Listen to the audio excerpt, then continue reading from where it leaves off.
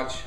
Congratulations, Mike. I just, a lot of you guys have been probably coaching college football a lot longer than I have, but one thing I do know is that if we kick to somebody and they score and they return it and they hobble down the sidelines in order to do that, I'm not going to kick it to them again. So that's a great feat, so congratulations.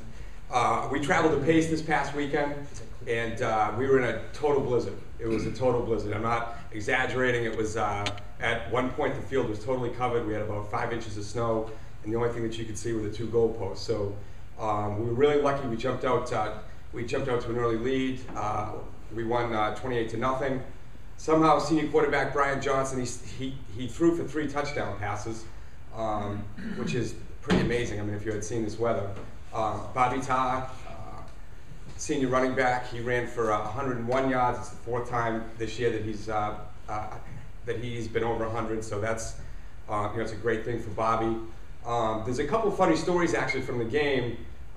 Number one is that it was coming down so hot at the end of the game, and I was talking to Coach Talley. It's a very long walk from the locker room, or from the field to the locker room, and I was talking to a friend of mine from Pace afterwards, and all of a sudden I look up and everything's covered, and I'm like, I have no idea how to get back to the locker room. So I eventually found my way, I guess, which is good. But and then we're driving home, and we're about to get on the highway, and just as we get on the highway, there's a tree down.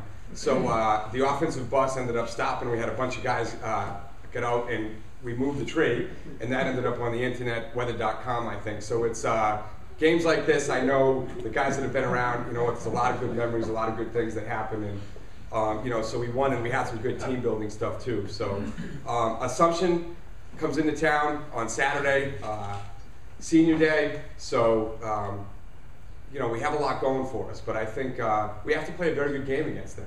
Coach Bailey is, one thing with his teams is that they don't really make any mistakes.